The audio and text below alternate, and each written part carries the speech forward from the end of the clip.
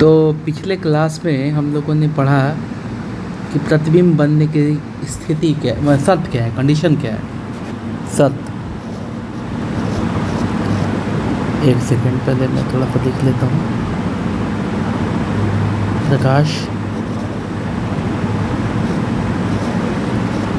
प्रकाश पढ़ रहे हैं हम लोग, ठीक है ना। तो हम लोगों ने क्या सीखा था कि प्रतिबिंब बनने की स्थिति, 3 कंडीशन हम लोगों ने सीखा था। पहला कंडीशन क्या था कि एक दर्पण था, ठीक है, और ये प्रधान अक्ष या मुख्य अक्ष, जैसा कि मैंने बताया आप लोगों को, ठीक है। ये हमारा एक दर्पण हो गया। तो इसमें मैंने बताया था कि कोई भी प्रकाश किरण जब प्रधान अक्ष, ये हो गया आपका प्रधान अक्ष, ठीक है, जब इसके समानांतर होकर कोई भी प्रकाश किरण आएगी और दर्पण से टकराएगी तो कहाँ से गुजरेगी, तो फोकस से गुजरेगी, ठीक है। ये पहला कंडीशन हम समझा चुके हैं ऑलरेडी आप लोग। दूसरा कंडीशन क्या है, कि एक दर्पण होगा, ठीक है, एक तरफ कलई रहता है, ये हमारा P हो गया, ये F हो गया और ये हो गया C। इस पर क्या है कि अगर प्रकाश किरण मुख्य फोकस से होकर गुजरती है, प्रकाश किरण कहाँ से गुजरती है, मुख्य फोकस से होकर गुजरती है, तो दर्पण से टकराने के बाद प्रधान अक्ष के समानांतर हो जाएगी, ठीक है। प्रकाश किरण यहाँ से गया मुख्य फोकस से और दर्पण से टकरा के क्या हो गया, प्रधान अक्ष के समानांतर हो गया। मैंने बताया था 2 कंडीशन हो गए। और तीसरा कंडीशन भी बता देता हूँ, मैं एक बार रिवीजन करा देता हूँ आप लोगों को। तीसरा कंडीशन क्या है, तो तीसरा कंडीशन में क्या है आपको कि एक दर्पण हो गया, ठीक है, ये आपका P हो गया, ये F और ये क्या हो गया, C, ठीक है, P, F और C। इसमें क्या है कि अगर कोई प्रकाश किरण C से होकर जाएगी तो दर्पण से टकराने के बाद कहीं मुड़ेगी नहीं, वापस उसी रास्ते से आ जाएगी। यही तीसरा आपका शर्त है। ये सभी कंडीशन ऑफ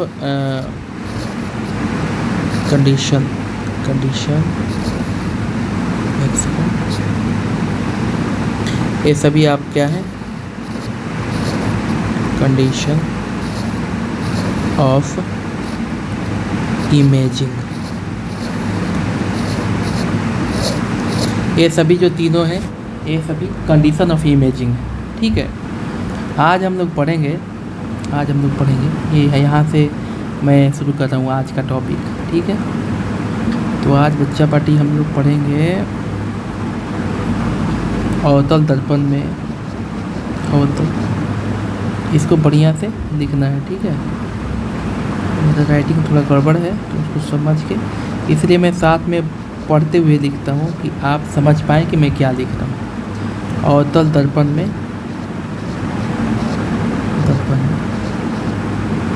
प्रतिबिंब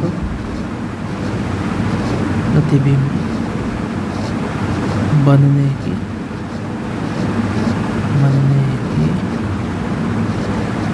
स्थितियाँ,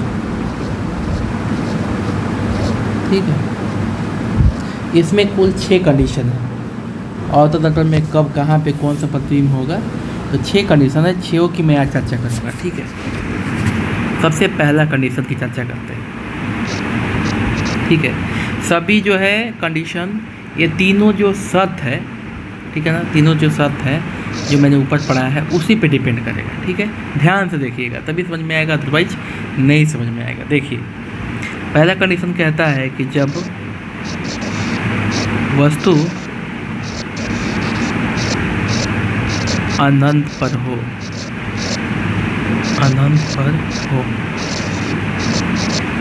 अब ध्यान दीजिए यहाँ पे कि अनंत कहाँ माना जाता है। ये हमारा दर्पण हो गया, बात हो रही है अवतल दर्पण की, ठीक है ना। ये हमारा दर्पण हो गया, दर्पण को हम M और N मान लेते हैं, ठीक है। ये हमारा प्रधान अक्ष हो गया, इसे प्रधान अक्ष या मुख्य अक्ष कहते हैं, जो एक लाइन जा रहा है, ठीक है। तो ये हमारा हो गया प्रधान अक्ष या मुख्य अक्ष। अब अनंत किसे कहते हैं आपको समझा रहा हूँ। देखिए ये दर्पण हो गया, दर्पण का P एफ और सी तक का जो इलाका है, पी एफ और सी तक का जो इलाका है, ये दर्पण के अंडर में है, मतलब इसके बाउंड्री में है। अगर सी से आगे बढ़ते हो तो वो इलाका अनंत कहलाएगा। सी से बाद का जो इलाका है उस इलाके को हम क्या बोलेंगे, अनंत हो जाएगा। सी का अंदर का इलाका है और दर्पण का इलाका है, बाउंड्री में है, लेकिन सी से बाहर का इलाका जो है अनंत कहलाएगा। ये हमेशा, मतलब यहाँ पे अगर वस्तु को रख दिया जाए, यहाँ पे अगर वस्तु को रख दिया जाए तो क्या है, वो अनंत पे है। हमेशा ध्यान रखना है कि यहाँ पे वस्तु रखने का मतलब क्या है, अनंत पे है। ठीक है, तो ये फ़ोटो बनाने की ज़रूरत नहीं है, ये फ़ोटो बनाने की ज़रूरत नहीं है।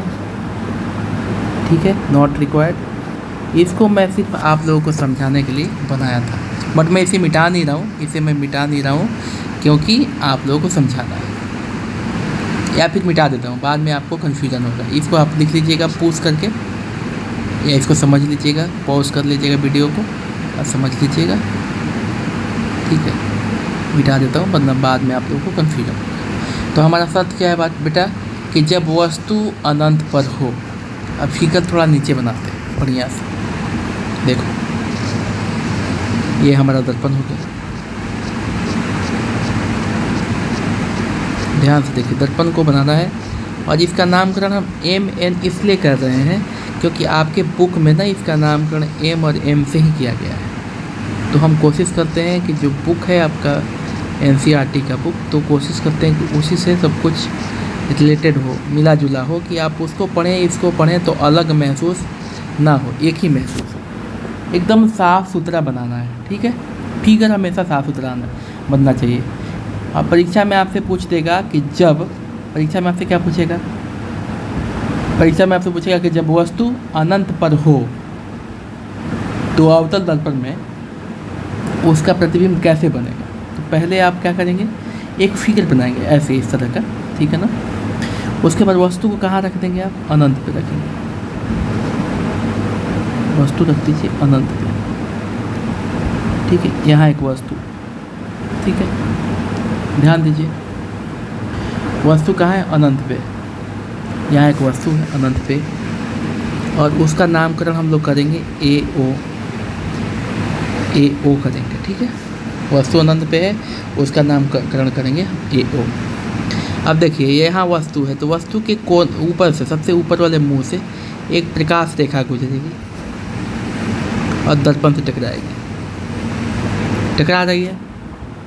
ठीक है, ये जो तीर का निशान है ये हमेशा बना होना चाहिए। अगर ये नहीं बनता है तो इसका मीनिंग हो गया कि आपका फिगर गलत है, क्योंकि आप बता नहीं पा रहे हो कि आपका प्रकाश किधर से जा रहा है, इधर से जा रहा है कि इधर से आ रहा है, आप कह नहीं पाओगे। इसलिए तीर का निशान होना बहुत ज़रूरी है, तीर का निशान होना ही चाहिए। ठीक है, तो एक इसके जो सिर है, सिर वस्तु का जो सिर है, AO वस्तु है, वस्तु का जो सिर है उससे एक प्रकाश किरण जा रही है, और प्रकाश किरण जो है प्रधान अक्ष जो है हमारा, ये प्रधान अक्ष इसके समांतर है, समांतर है ना। तो ये कहाँ से गुजरेगी, फोकस से गुजरेगी। ये हमने गुजार दिया। ठीक है, दूसरा सीन क्या है, इसको हमेशा, मतलब ये कंडीशन कौन सा है, पहला कंडीशन, कि जब प्रधान अक्ष से जाएगी, इसको थोड़ा सा छोटा बना देते हैं, बड़ा हो गया, यहाँ पर हो गया। ठीक है, तो मुख्य फोकस से गुजर गई। अब देखिए इसके निचले वाले सीधे से फिर प्रकाश किरण गई। ठीक है, और निचले वाले सीधे से प्रकाश किरण गई, तो ये भी कैसे गई, प्रधान अक्ष के समानांतर ही होके गई। तो ये भी कहाँ से गुजरेगी, ये भी कहाँ से गुजरेगी, तो मुख्य फोकस से ही गुजरेगी।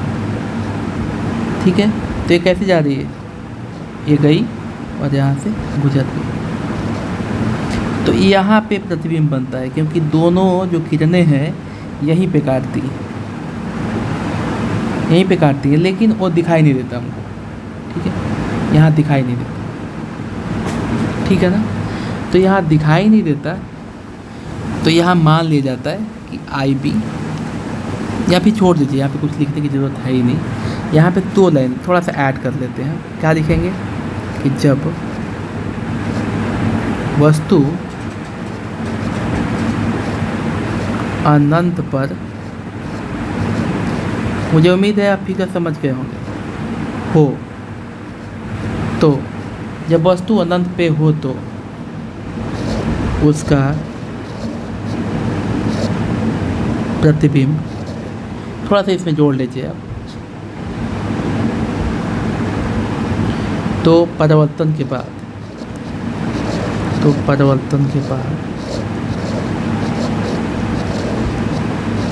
ठीक है, उसका प्रतिबिंब, उसकी प्रकृति के बारे में लिखेंगे हम। क्या लिखेंगे, कैसा बनेगा, वास्तविक बनेगा। वास्तविक क्यों बनेगा, क्योंकि दर्पण के सामने बनेगा। मैंने बताया था ना प्रतिबिंब के बारे में, वास्तविक प्रतिबिंब के बारे में, कि वो दर्पण के सामने बनता है, क्योंकि दर्पण ये है और इसके सामने प्रतिबिंब बन रहा है यहाँ पे, तो इसलिए वास्तविक प्रतिबिंब हमेशा दर्पण के सामने बनता है। इसलिए इसका क्या लिखा है कि जब वस्तु अनंत पर हो तो परिवर्तन के बाद उसका प्रतिबिंब वास्तविक,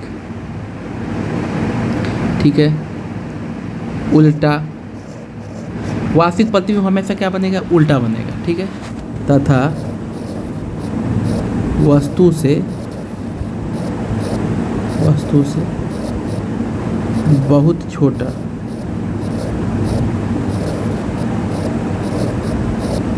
बनता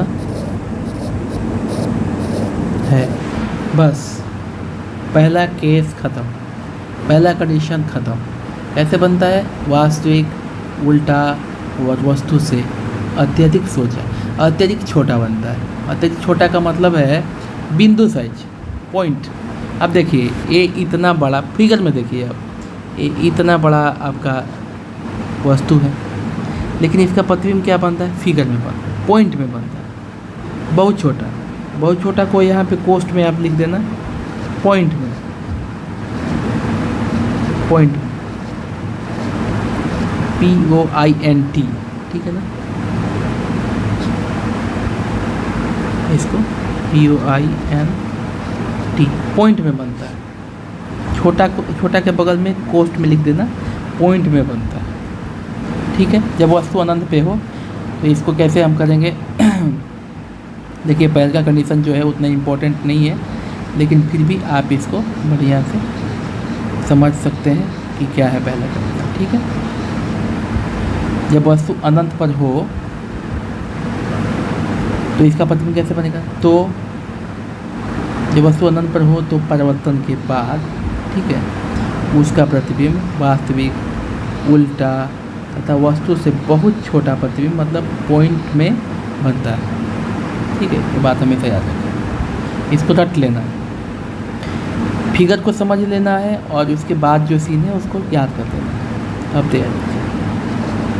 दूसरा कंडीशन क्या है, दूसरा कंडीशन है कि पहले कहा था अनंत पे, अब ध्यान से देखिए अनंत के बाद हमारा क्या आएगा, अनंत के बाद हमारा ये आएगा, पहले अनंत पे था, मतलब कोई चर्चा ही नहीं था उसका, सी के करीब भी नहीं था, ठीक है ना। अब दूसरा चीज़ है, यहाँ पे छोटा सा एक करेक्शन है, हल्का सा फिगर में ध्यान दीजिए, यहाँ से थोड़ा सा मिटा देंगे, ठीक है। ये दोनों अलग अलग पॉइंट हो जाएंगे, यहाँ से भी थोड़ा सा ये मिटा देंगे, ठीक है, ये पॉइंट अलग हो जाएंगे, ठीक है। इसका मतलब ये हो गया, ये फिगर थोड़ा सा करेक्शन कर लीजिएगा, ठीक है ना, ये फिगर को थोड़ा सा करेक्शन कर लीजिएगा, अच्छा रहेगा, ठीक है। ये जो लाइन है इस लाइन से टच नहीं कराना है, ठीक है। इससे क्या होगा कि ये जो सी है ना, ये सी के बाद का सीन अनंत हो जाएगा, थोड़ा सा क्लियर हो जाएगा वो। अब दूसरा देखिए, जब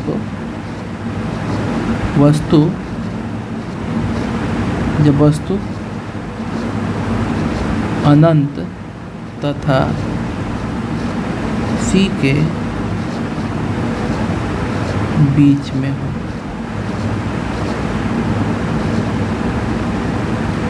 अब इसके कोई भी फिगर बनाने से पहले ध्यान देना है, कि हमें सबसे पहले एक दर्पण बना लेना है, ठीक है। सबसे पहले हमें एक दर्पण बना लेना है, दर्पण बनाने के बाद ही हमें कुछ क्वेश्चन वगैरह पढ़ना है, उसके पहले नहीं। क्योंकि जो भी हमारा काम होगा दर्पण पे ही होगा, बिना दर्पण पे हमारा कोई काम नहीं होगा। ध्यान से देखिए। अब जो हमारा AC हो गया और ये जो इलाका है हमारा अनंत हो गया, ठीक है। ये इलाका हमारा क्या हो गया, अनंत। तो वस्तु कहाँ है, C और अनंत के बीच में। क्या कर रहा है कि जब वस्तु अनंत तथा C के बीच में हमने रख दिया, अनंत और C के बीच में। अगर ये रेखा यहाँ पे क्या था, देखिए ध्यान से, यहाँ पे ये जो रेखा थी, ठीक है ना, इस रेखा से मैच नहीं हो रही है, इसलिए ये अनंत पे है।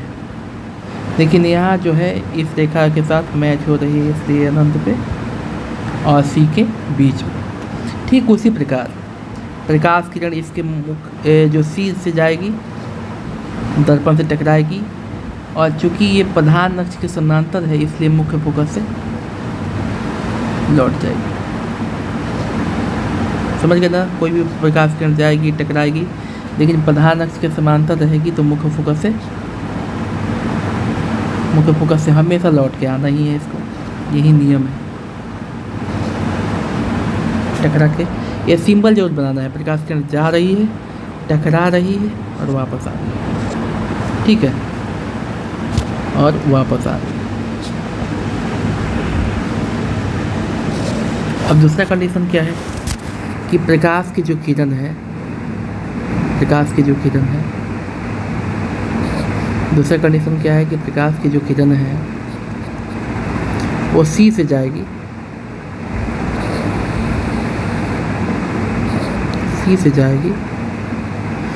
और C से ही वापस आ जाएगी। ये तीसरा कंडीशन है। ध्यान से देखिए, ये हमारा वस्तु हो गया AO, ठीक है। इसके जो स्रोत से निकला प्रकाश किरण और परिवर्तन के बाद फोकस से गुजर गया, ठीक है। फिर C से गया और C से प्रकाश किरण आ गया। जहाँ दोनों काटा वहीं पे इसका क्या होगा, प्रतिबिंब बनेगा। प्रतिबिंब क्या बना इसका, प्रतिबिंब को क्या लिखेंगे, IB। प्रतिबिंब को क्या लिखेंगे, IB। फिगर बिल्कुल ईजी है, ध्यान दीजिए। AO हमारा प्रतिबिंब है, ठीक है। AO हमारा क्या है, प्रतिबिंब है। इसके मुख से यानी सिर से एक रेखा जा रही है, रेखा मतलब प्रकाश की किरण जा रही है, परिवर्तन के बाद फोकस से गुजर रही है। और फिर C से एक किरण जा रही है, ठीक है ना, C से एक किरण जा रही है और मुड़ के वापस आ जा रही है। C से एक किरण गई और फिर मुड़ के उसी रास्ते से वापस आ गई, क्योंकि तीसरा कंडीशन क्या कहता है कि जब कोई प्रकाश किरण C से जाएगी तो उसी रास्ते से वापस आ जाएगी। तो इसका प्रतिबिंब कहाँ बना, हमें यहाँ पे बना। जहाँ दोनों रेखाएं एक दूसरे को काटे वहीं पे ही प्रतिबिंब बनता है और कहीं भी नहीं बनेगा। जब रेखाएं एक दूसरे को काटेगी तभी प्रतिबिंब बनेगा, वरना नहीं बनेगा। अब कंडीशन देखिए कि जब वस्तु अनंत एवं C मतलब क्या होता है बेटा, C मतलब होता है वक्रता केंद्र, ठीक है ना। C का मतलब हम बहुत पहले समझा चुके हैं आपको, C का मतलब होता है वक्रता केंद्र। जब वस्तु अनंत एवं C के बीच में हो तो परावर्तन के बाद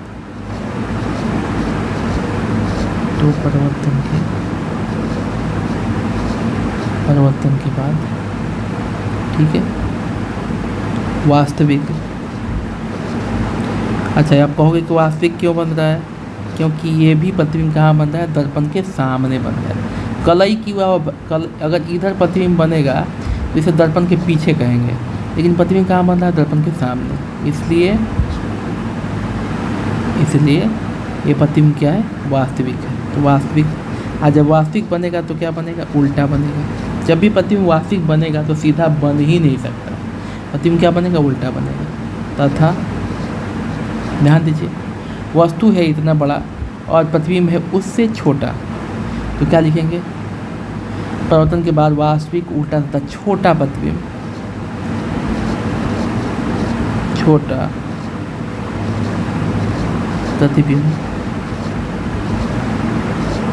प्रतिबिंब कहाँ बनता है, ध्यान देखिए, ये सी हो गया और ये एफ हो गया, दोनों के बीच में बन रहा है ना। तो छोटा प्रतिबिंब सी तथा एफ के बीच में बनता है। ये चीज़ लिखना जरूरी है कि प्रतिबिंब कहाँ बनता है। ठीक है, जब वस्तु अनंत पे हो, ध्यान दीजिए, जब वस्तु अनंत पे हो, अनंत एवं सी के बीच में हो, तो परावर्तन के बाद वास्तविक क्योंकि दर्पण के सामने बन रहा है, वास्तविक रहेगा तो उल्टा होना पक्का है, तथा छोटा प्रतिबिंब, जैसा कि चित्र में भी आप देख रहे हैं, इसकी अपेक्षा ये जो प्रतिबिंब बन रहा है छोटा है। ठीक है, छोटा प्रतिबिंब सी और एफ के बीच में बनता है। कहाँ बनता है? सी और एफ के बीच में बन रहा है ना, तो सी और एफ के बीच में बनता है। यहाँ पे शायद मैं ये चीज़ लिखना भूल गया हूँ, तो आप थोड़ा नोट कर लीजिए। ठीक है, क्या है यहाँ पे नोट कर, थोड़ा सा छूट गया है, यहाँ पे मैं नोट करवाना भूल गया हूँ, नोट कर लीजिए। वस्तु से बहुत छोटा प्रतिबिंब, छोटा प्रतिबिंब, एक ये भी मैं इसके साथ ही ऐड कर देता हूँ। वस्तु से बहुत छोटा पॉइंट में, क्या लिखेंगे? पॉइंट में प्रतिबिंब वास्तविक उल्टा, वस्तु से बहुत छोटा प्रतिबिंब कहाँ बनता है? प्रतिबिंब मुख्य फोकस पर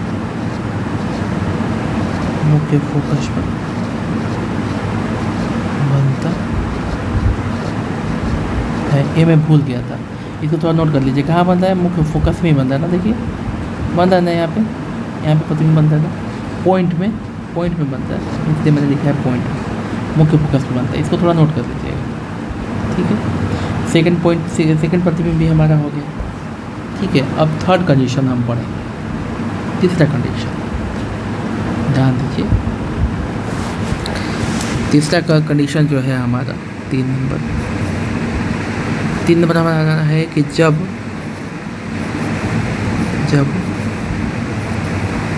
वस्तु सी पर हो,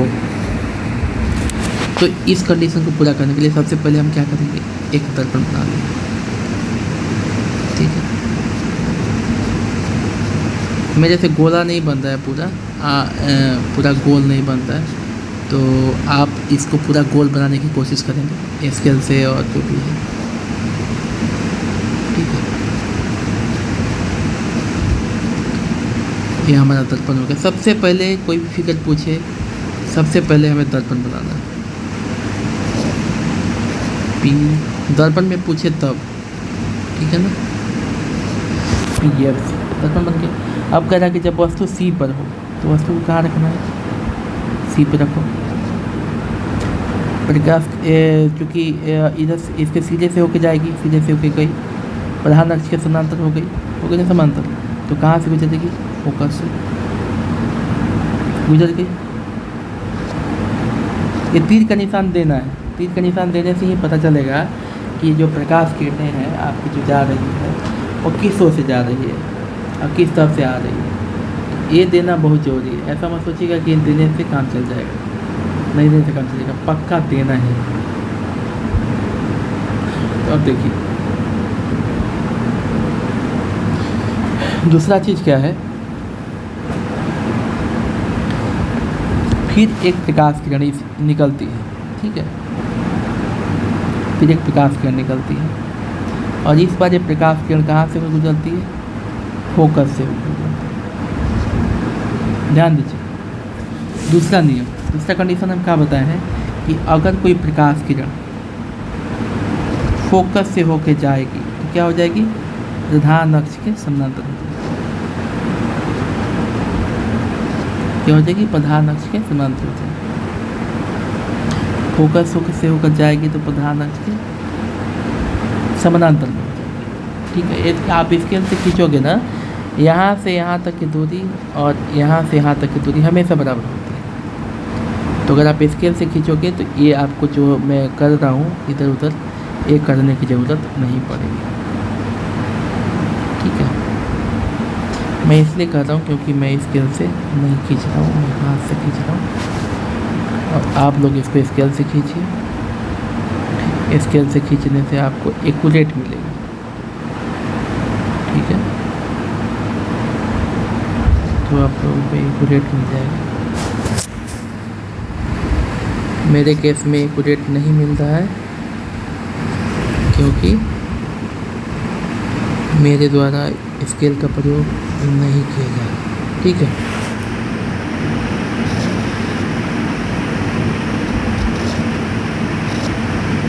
तो देखिए ये फिगर बन गया।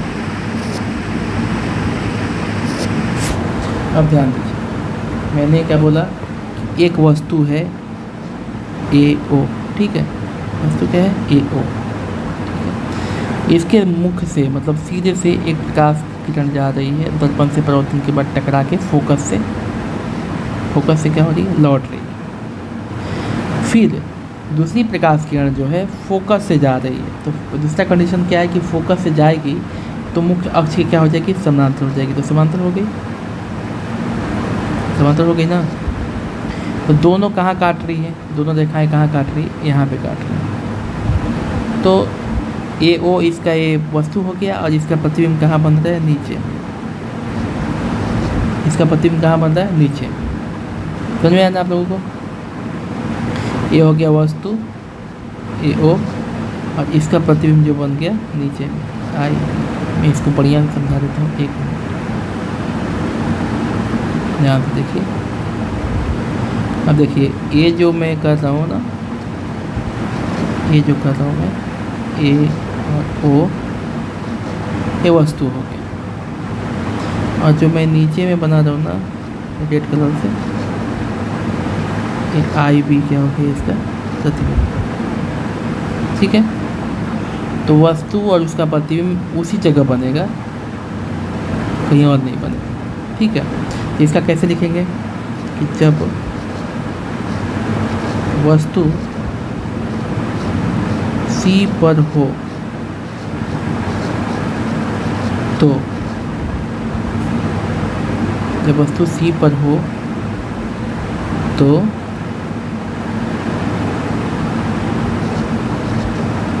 उसका तो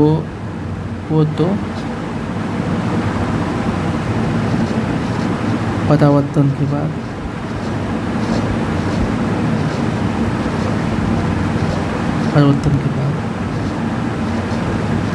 उसका प्रतिबिंब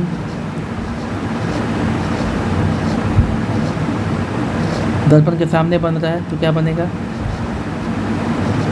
वास्तविक। दर्पण के सामने बन रहा है तो वास्तविक ही बनेगा। और जब वास्तविक बनेगा तो क्या बनेगा, उल्टा। तथा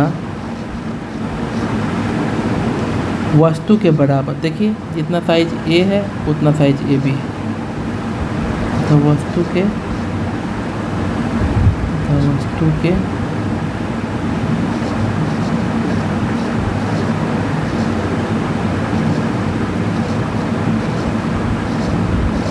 प्रतिबिंब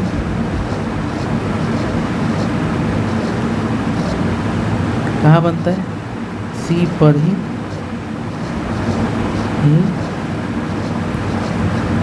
बनता है। यहाँ पे प्रतिबिंब 2 बार हो गया है शायद,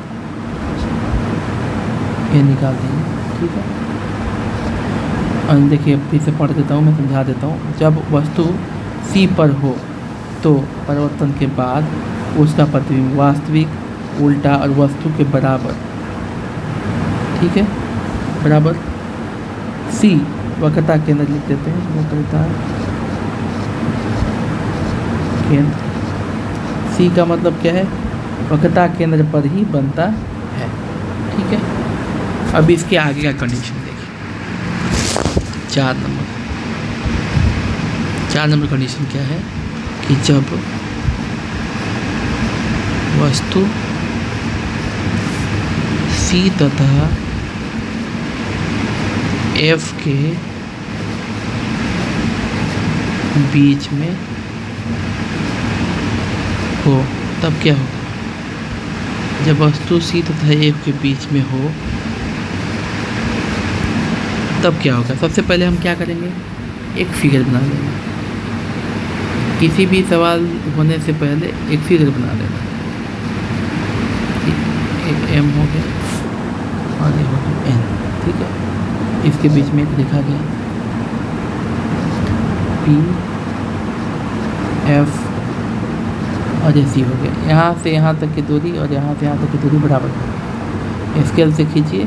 अगर यहाँ से यहाँ तक की दूरी जो है 2 सेंटीमीटर है तो यहाँ से यहाँ तक की दूरी भी 2 सेंटीमीटर है। ये बात हमेशा ध्यान रखिए, वरना आपका स्केल से बनाओगे तो मिस्टेक हो जाएगी। तो अगला कंडीशन हमारा है कि जब वस्तु सी और एफ के बीच में, तो प्रतिबिंब कहाँ पे बने?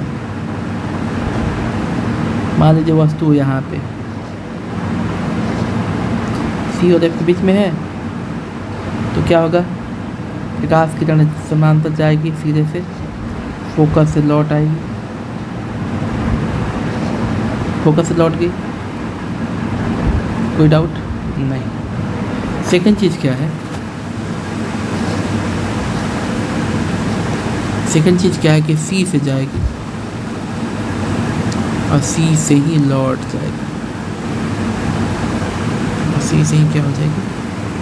थोड़ा सा पहले इसको काटना चाहिए, एक सेकंड। ये आप लोग स्केल से बनाओगे ना तो एकदम एक्यूरेट बनेगा। मैं स्केल से नहीं बना रहा ना, इसलिए थोड़ा सा ये गड़बड़ हो रहा है, ठीक है। ये दोनों कहाँ काट रही है? ये काट रही है यहाँ, ठीक है। ये हमारा वस्तु है, वस्तु को हम क्या सूचित कर रहे हैं? ए ओ से, और प्रतिबिंब को क्या सूचित कर रहे हैं हम? आई बी से। जहाँ दोनों रेखाएं एक दूसरे को काटेगी, ठीक है ना, जहाँ पे दोनों रेखाएं एक दूसरे को काटेगी बच्चा पट्टी, वहीं आपका क्या बनेगा? प्रतिबिंब, ठीक है, वही आपका प्रतिबिंब है। तो इस वाले रेखा में एक ही रास्ते से जाएगी और एक ही रास्ते से आएगी भी, ठीक है ना। और ये आपका जा रही है और ये आ रही है। ये हमेशा बनाना नहीं भूलना है, ये हमेशा बनाना है। और वस्तु का जो है, वस्तु जो है आपका, ओके,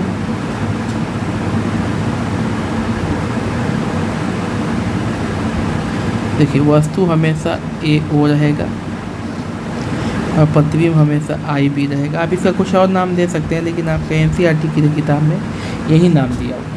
तो आप ध्यान से देखिए, वस्तु कितना है? छोटा है, लेकिन प्रतिबिंब कितना बड़ा बना? बहुत बड़ा बना, ठीक है ना। तो इसलिए इसके परिभाषा में हम लोग लिखेंगे, जो भी है समझाने के वाले में लिखेंगे हम थोड़ा सा बढ़ा के। ऐसे लिखेंगे, ध्यान देखिए। जब वस्तु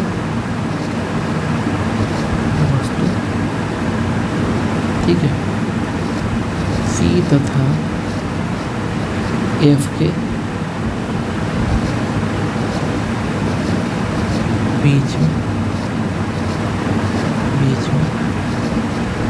हो तो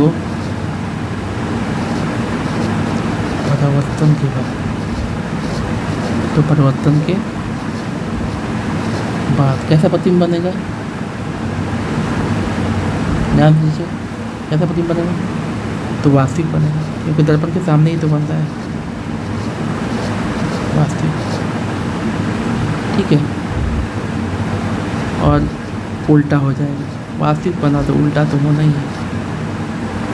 अब देखिए जो फोटो है उससे बड़ा प्रतिबिंब बना है, इसलिए क्या लिखेंगे? बड़ा प्रतिबिंब कहाँ बनेगा? तो मैंने क्या बताया था कि सी के बाद का जो इलाका रहेगा, सी के बाद का जो इलाका रहेगा वो अनंत हो जाएगा। तो क्या लिखेंगे? वस्तु से बड़ा प्रतिबिंब, वस्तु से बड़ा प्रतिबिंब अनंत तथा सी के बीच अनंत है, ठीक है। समझ गए आप? फिर समझा देता हूँ।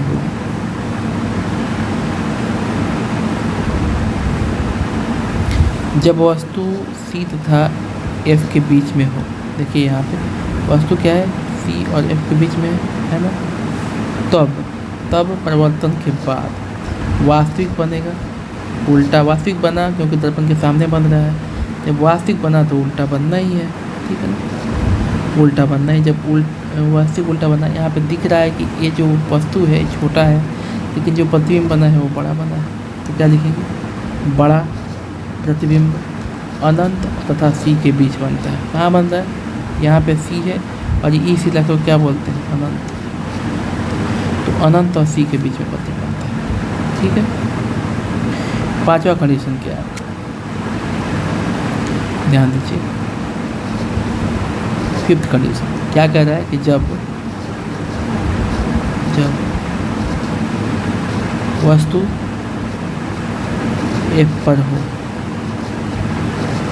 कोई भी क्वेश्चन आने से सबसे पहले हम क्या बनाएंगे, फिगर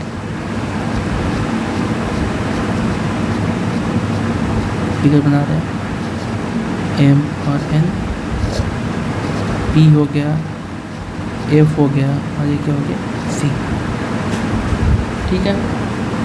B हो गया, F हो गया, C। अब हमारा मतलब क्वेश्चन है, मतलब हमारा क्वेश्चन क्या कर रहा है कि वस्तु कहाँ है, तो वस्तु है F के ऊपर। वस्तु हम खड़ा करते हैं, वस्तु को दूसरे कलर से हम कर देते हैं, वस्तु हम खड़ा करते हैं, ये हो, ठीक है।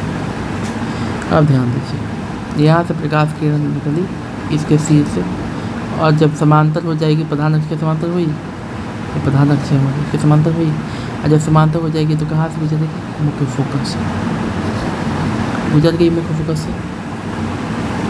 और दूसरा चीज़ देखिए,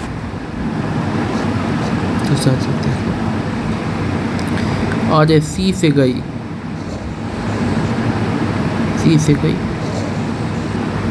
ठीक है, C से गई और C से ही प्रकाश क्या हुई, आ गई। यहाँ से देखिए प्रधान अक्ष के समांतर गई और फोकस से गुजरी, C से गई और C से आ गई, ठीक है। तो इस केस में क्या होता है कि हमें काटती हुई किरणें नहीं मिलती, लेकिन ऐसा माना जाता है कि वो कहीं पे जाके काटती है। यहाँ पे किरणें कहीं काट रही है, ऐसे कुछ काट रही है, नहीं काट रही ना, तो ये कहीं काटती नहीं है, लेकिन ऐसा माना जाता है कि अनंत पे, ठीक है ना, ऐसा माना जाता है कि अनंत पर काटती हो। तो इसे कैसे लिखेंगे, इसके भाषा में कैसे लिखेंगे, आइए बताता हूँ कि जब वस्तु प्रकाश की जन्म, जब वस्तु F पर हो तो परावर्तन के बाद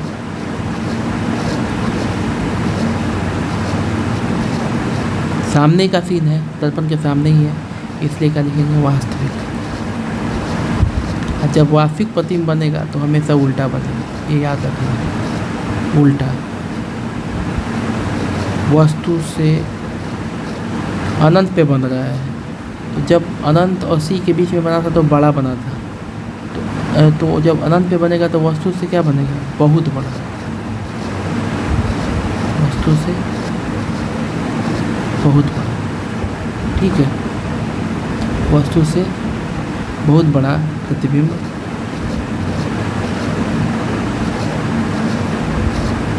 अनंत पर, ये जो है अनंत का चिन्ह है, अनंत पर बनता है।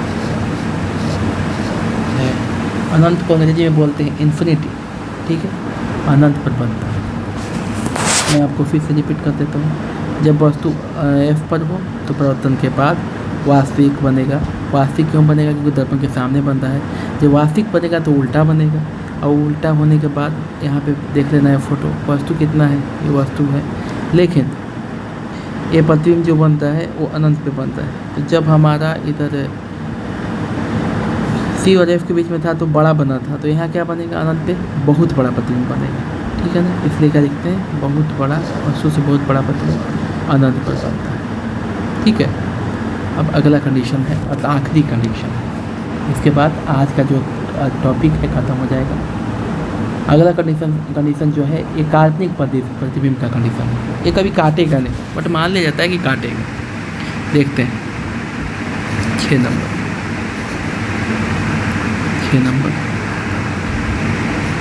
जब वस्तु P तथा F के बीच में, ये क्या था, F था ना, तो अब P तथा F के बीच में, अब ध्यान दीजिए, पहले तो एक हम बना लेंगे दर्पण, ठीक है। दर्पण बन के दिया, एक लाइन लेना है P F और C, ठीक है। अब हमारा प्रतिबिंब जो वस्तु जो है कहाँ बनता है, वस्तु कहाँ रखेंगे आप, P और F के बीच में रखते हैं। रखने के बाद दर्पण से टकराया, और टकराने के बाद जाहिर सी बात है कहाँ से मुड़ेगा, क्योंकि प्रधान अक्ष के समानांतर है, इसलिए कहाँ से मुड़ेगा, फोकस से मुड़ेगा, फोकस से मुड़ गया। फिर एक C से जाएगी,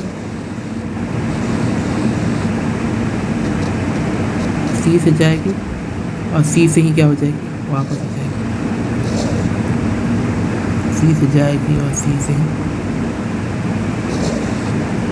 C से गई और C से ही वापस आ, तो ये पीछे जाके फैलता जाएगा, क्योंकि दोनों के बीच की दूरी जो है यहाँ कुछ और थी, यहाँ कुछ और है, तो ये क्या हो जाएगा, पीछे जा आगे जाके फैलता जाएगा, मतलब ये कभी मिलेगा नहीं, समानांतर भी नहीं है तो कभी मिलेगा नहीं, इसलिए इसके पीछे बढ़ाया जाता है।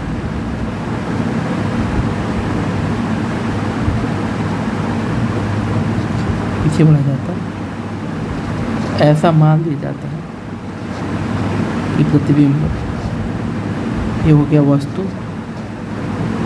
AO, और इसका जो प्रतिबिंब है IB, ये दर्पण के पीछे बनता है, ठीक है। ये आपका आखिरी और छठा नहीं है। इसका भाषा कैसे लिखेंगे आप, मैं भी आपको इसको बता देता हूँ इसके बारे में। जब वस्तु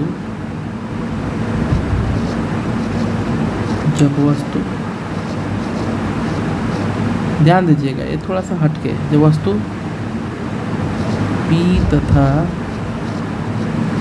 F के बीच में हो, ठीक है, P तथा F के क्या हो, बीच में हो, तो परावर्तन के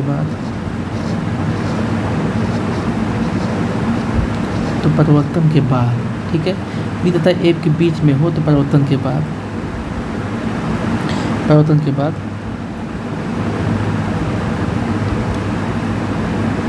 जब वस्तु P तथा F के बीच में हो तो परावर्तन के बाद, अब देखिए यहाँ पे प्रतिबिंब कहाँ बनता है, दर्पण के सामने या पीछे, तो प्रतिबिंब बनता है दर्पण के पीछे, ठीक है ना।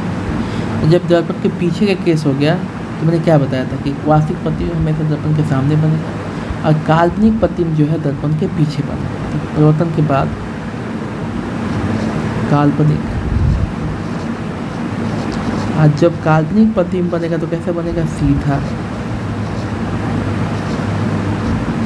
तथा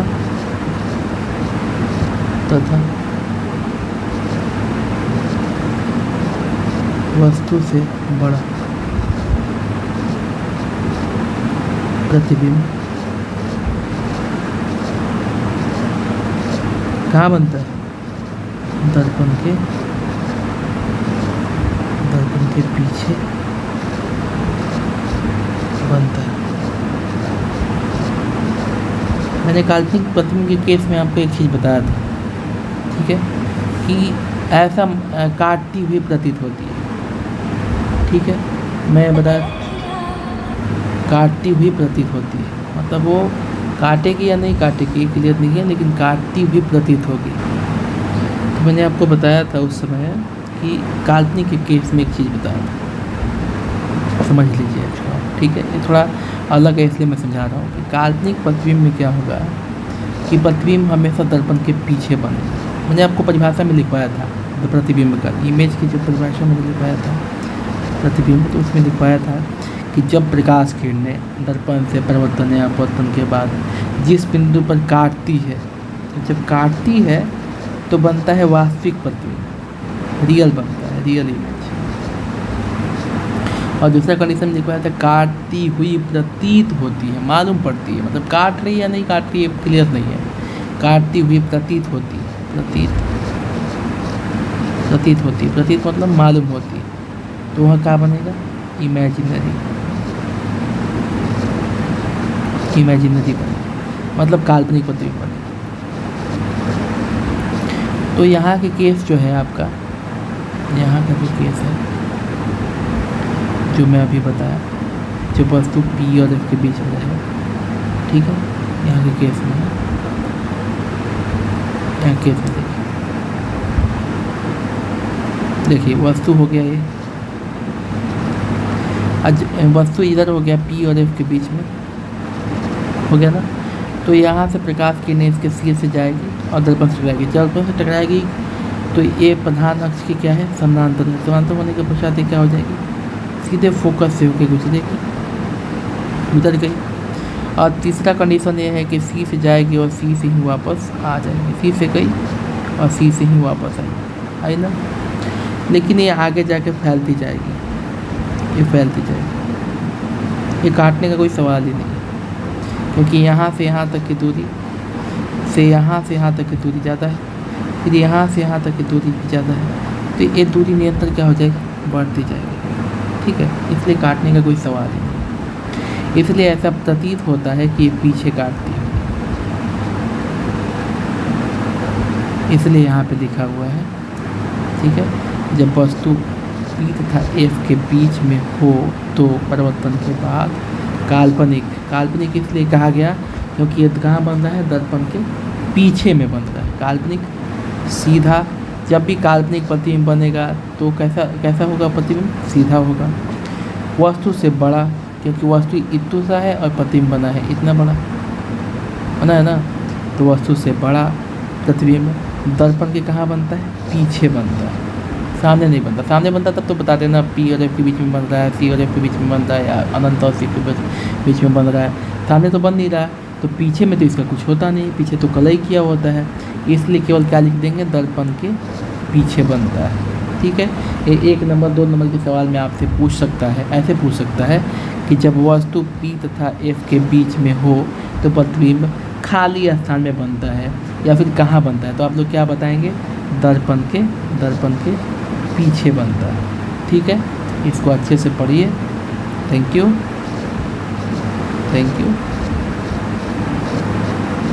आज का क्लास आपको यहीं पे ख़त्म करते हैं हम, ठीक है। इसके बाद मैं इसका आगे का टॉपिक लेकर हाजिर होऊंगा।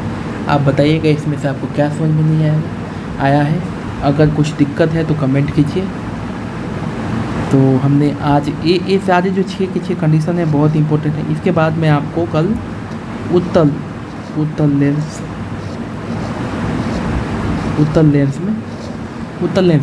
दर्पण लेंस तो आपको भी इसके बाद पढ़ना है।